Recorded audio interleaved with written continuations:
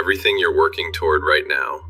The promotion, the perfect body, the bigger house, the respect of people who don't matter? What if all of that is a complete waste of your precious time? I'm 45 years old. I have stage 4 pancreatic cancer. The doctors gave me 6 months. That was 5 months ago.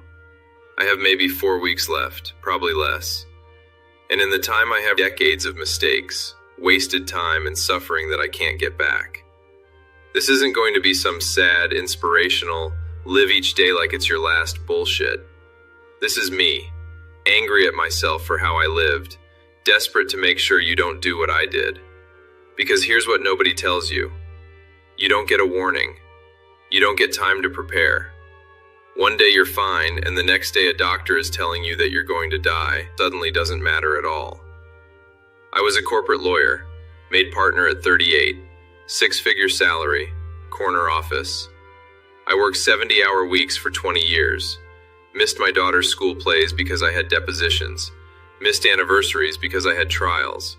I told myself, just a few more years, just get to this level, then I'll slow down. Then I'll have time for my family. Then I'll finally take that vacation to Italy. I never slowed down. I'm never going to Italy. My daughter is 16 now, and last week she told me she barely knows me. She said, "Dad, you were always there, but you were never really there." And she's right. I was physically present sometimes, but mentally I was always at work. Always thinking about the next case, the next client, the next billable hour. You know what's funny?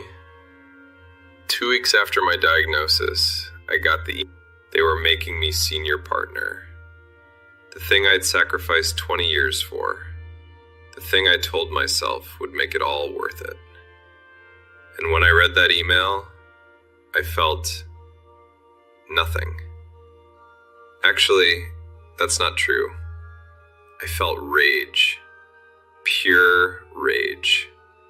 Because I traded my life for a title that means Here's what I wish someone had told me when I was 25. Success is the worst possible goal. I know that sounds crazy, but achievement is a trap. You get the promotion, you feel good for 48 hours, then you need the next one. You make 6 figures, then you need 7. You get the corner office, then you need the bigger corner office. The goalposts keep moving. And before you know it, you're 45 and dying, and you realize you spent your entire adult life chasing things that don't matter. I have a friend, had a friend, Marcus. We went to law school together. He dropped out after 1 year. Said he didn't want to spend his life in courtrooms. I thought he was an idiot, teacher. Made $50,000 a year. I made 3 times that. I felt so superior. Guess what Marcus did with his life? He coached basketball. He went to every single one of his kids' games. He took his wife on weekend trips.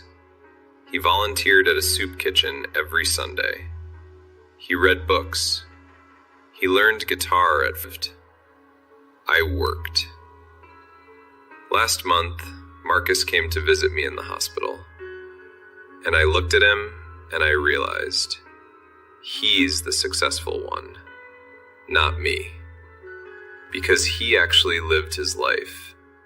And I just worked. I accumulated. I achieved. But I didn't live. Here's the second thing. The perfect time is never coming. Never. I told myself I'd travel when I retired. I told myself I'd learn to play piano someday. I told myself I'd spend more time with my wife after this trial, or after I make partner, or after we buy the house. Every single one of those afters was a lie. My wife, we've been married 18 years, and last week she was sitting next to my hospital bed, and she said, "Remember when we talked about going to Paris for our 10-year anniversary?" I didn't remember. She said, "You said we'd go when work slowed down." I never went. Work never slowed down. And now I'm never going to walk the streets of Paris with my wife. I'm never going to sit at a cafe with her and just be present with her. You know what haunts me?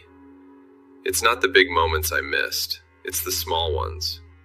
It's Tuesday nights when Sarah wanted to just sit on the couch and watch a movie, and I said, "Not tonight, I have to prep for tomorrow." It's Saturday mornings when my daughter wanted me to make pancakes with her, and I said, "Daddy has work to do." It's ever them, because I thought I had unlimited time. I didn't have unlimited time. None of us do. Here's what I'm learning in hospice care. The people who age well, the 80-year-olds and 90-year-olds who come visit me, who are happy, who have that sparkle, they all figured out something I didn't. They stopped waiting. They stopped postponing joy. They stopped living for someday. I met this woman, Helen. She's 87. She volunteers at the hospice. She told me that when she was 50, her husband died suddenly. Heart attack. And she realized she'd been waiting her whole life. Waiting to travel, waiting to pursue her art, waiting to really live. So she stopped waiting. She sold her house, bought an RV, and spent the next 15 years. She's been to all 50 states. She's painted hundreds of pieces. She's lived more in those 15 years than I did in 45. And here's what kills me. I had more money than Helen. I had more opportunities. I had more options. But she lived, and I worked. She experienced, and I accumulated. She was present, and I was distracted. I'm lying in this hospital bed right now. I can barely walk. I'm on so many pain medications that half the time I don't know what day it is. And you know what I think about? I think about that stupid Saturday in 2019 when my daughter begged me to teach her how to ride a bike without training wheels, and I said I was too tired. I think about the time Sarah suggested we take a spontaneous weekend trip to the beach. Too much work. I think about every single moment I said, "Not now," or "Maybe later," or "I'm too busy." Those moments are gone. I can't get them back. The bike is in the garage, and I'm never going to teach her to ride it. The beach is 3 hours away, and I'm never going to feel the sand between my toes with my wife again. You think you have time. You don't. You think you'll get around to it later. You won't. You think there will be a perfect moment when everything aligns and you can finally live the life you want to live. That moment doesn't exist. The thing you're chasing, the money, the success, the perfect body, the approval, you're not actually chasing those things. You think money will make you feel secure. You think success will make you feel worthy. You think approval will make you feel loved. But here's what nobody tells you. You can give yourself those feelings right now, right this second. I spent 20 years trying to feel worthy through my career, trying to prove I was good enough by making partner, by winning cases, by earning more. None of it made me feel worthy. You know when I finally felt worthy? Last week, when my daughter held my hand and told me she loves me. Not because of anything I achieved, just because I'm her dad. That's it.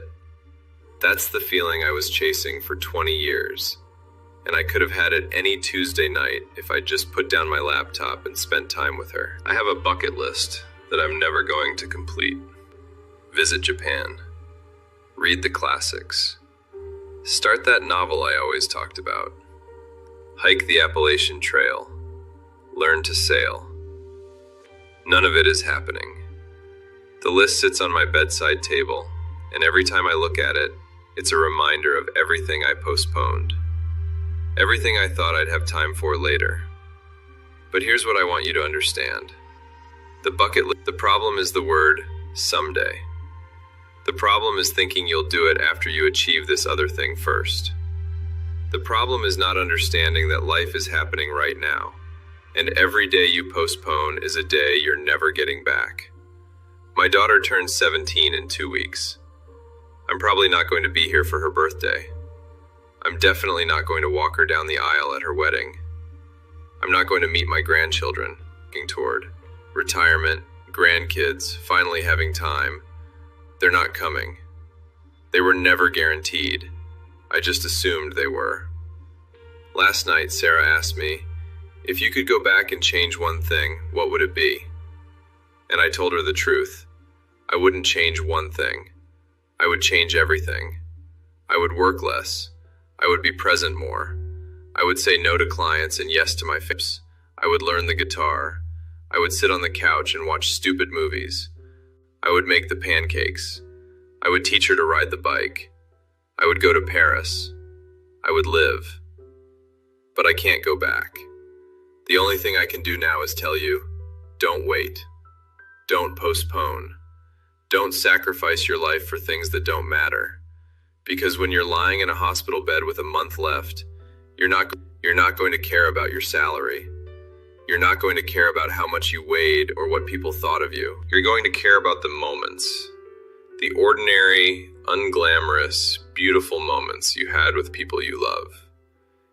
And you're going to wish, God, you're going to wish, that you'd had more of them. I have 4 weeks left, maybe less. My daughter is at school right now.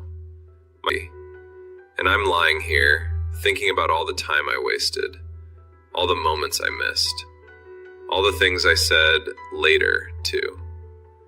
Don't do what I did. Don't wait for someday. Don't postpone joy. Don't sacrifice your life for success.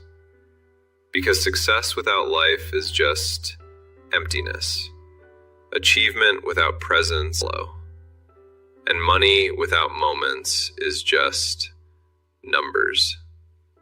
Live now, right now, today. Call your parents, hug your kids, take the trip, learn the thing, do the scary thing, be present. Stop waiting for permission to live the life you want to live.